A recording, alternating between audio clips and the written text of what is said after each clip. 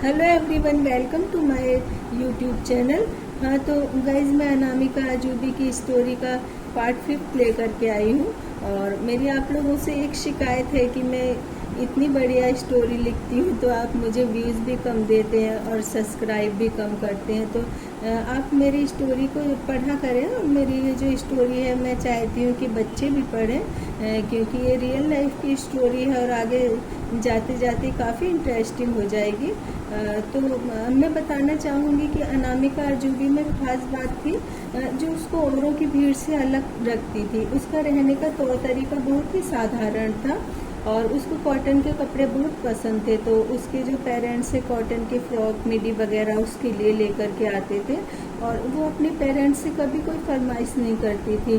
घर की परिस्थितियों को देखते हुए अपनी उम्र से पहले ही अनामिका जिम्मेदार हो गई थी और उसको लगता था कि वह परिवार की सबसे बड़ी सदस्य है।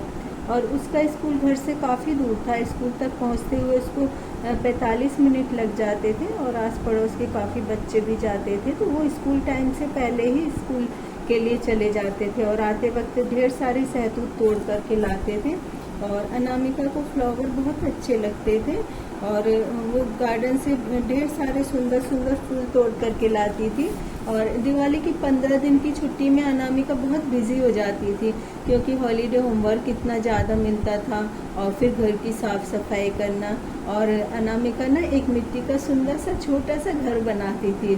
तो अनामिका का भाई उस छोटे से घर में लाइट और छोटा सा कैंडल लगाता था और फिर वो छोटे छोटे से मिट्टी के खिलौने रखती थी। और दिवाली की पूजा के बाद वो जो मिट्टी के छोटे छोटे से खिलौने होते थे उसमें कील बतासे वगैरह रख करके और अपनी फ्रेंड्स के घर देने के लिए जाती थी। और इसकी फ्रेंड्स भी छोटे छोटे घर बनाती थी और वो भी इसी तरह से मिट्टी के खिलौनों में कील बतासे वगैरह लेकर के आती थी।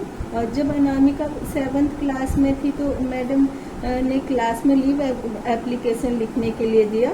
तो अनामिका के अलावा सभी स्टूडेंट्स की कॉपी खाली थी। तो मैडम ने सबको लाइन में लगा दिया। अब अनामिका को ये पता नहीं था कि ये कौन सी लाइन है, तो अनामिका भी उसी लाइन में लग गई। तो अनामिका के हाथ में मैडम ने स्टील के स्केल से मारा और जिससे ना उसके फिंगर में बहुत ज़्यादा चोट आ गई। तो फिर मैडम को लगा कि ये तो सिंसियर गर्ल है, ऐसा तो नहीं हो सकता कि ये कुछ ना कर सकती हो। तो मैडम ने उसकी कॉपी देखी तो चेक करी तो उसके फुल मार्क्स आए। तो तब से मैडम को लगा कि नहीं, मैडम ने शायद अनामिका के साथ कुछ गलत किया है। तो वो हमेशा सबसे पहले उसकी कॉपी चेक करती थी। और अनामिका सुबह जल्दी स्कूल पहुंच जाती थी और स्कूल परिसर के अंदर ही गुरुद्वारा बना हुआ था। तो उसकी कई फ्रेंड्स सिख थी, तो उनके साथ वो गुरुद्वारे में अरदास करने के लिए जाती थी। और ना फिर हलवा और चने का प्रसाद मिलता था। तो अनामिका में एक खास बात भी थी, क्योंकि उसकी मदर निरक्षर थी तो उसको खुद से पढ़ना होता था। पढ़ाई का एक शेड्यूल बना करके रखती थी और उस टाइम पर सब कुछ भूलकर सिर्फ पढ़ाई करती थी। और अनामिका को अपनी फैमिली मेम्बर से बहुत लगाव था, लेकिन वो मूडी बहुत ज़्यादा थी। मूड ऑफ होने पर कुछ काम नहीं करती थी और ना ही किसी से बात करती थी और किसी के मनाने का भी उस पर कोई असर नहीं होता था। और वहीं दूसरी तरफ में सबकी बहुत हेल्प करती थी। और अनामिका ना जिस मोहल्ले में रहती थी वहाँ कोई गरीब अमीर और जात पात का कोई भेद नहीं था। लेकिन कहीं अब भूमि पूजन हो, तीज की कथा हो, तो आस पड़ोस की आंटी उसको बुला करके ले जाती थी। और कथा पढ़ना और रामायण पढ़ना अनामिका को बहुत अच्छा लगता था। अनामिका को मेहंदी लगाने का बहुत शौक था और उसके पड़ोस में एक दीदी रहती थी, तो वो हरे पत्ते की मेहंदी पीस करके उसके हाथ में लगाती थी। और अनामिका खुद को हमेशा इनसिक्योर समझती थी। उसको हमेशा लगता था कि वह बहुत अकेली है। उसने खुद को बहुत बिजी भी रखा और उसकी ना मम्मी फ्रेंड्स भी काफ़ी सपोर्ट करती थी। लेकिन अनामिका थोड़ी बड़ी होने लगी थी तो उसको अपना पास्ट धुंधला सा दिखाई देने लगा था। लेकिन वो अकेलेपन के एहसास को हमेशा अपने से दूर रखती थी।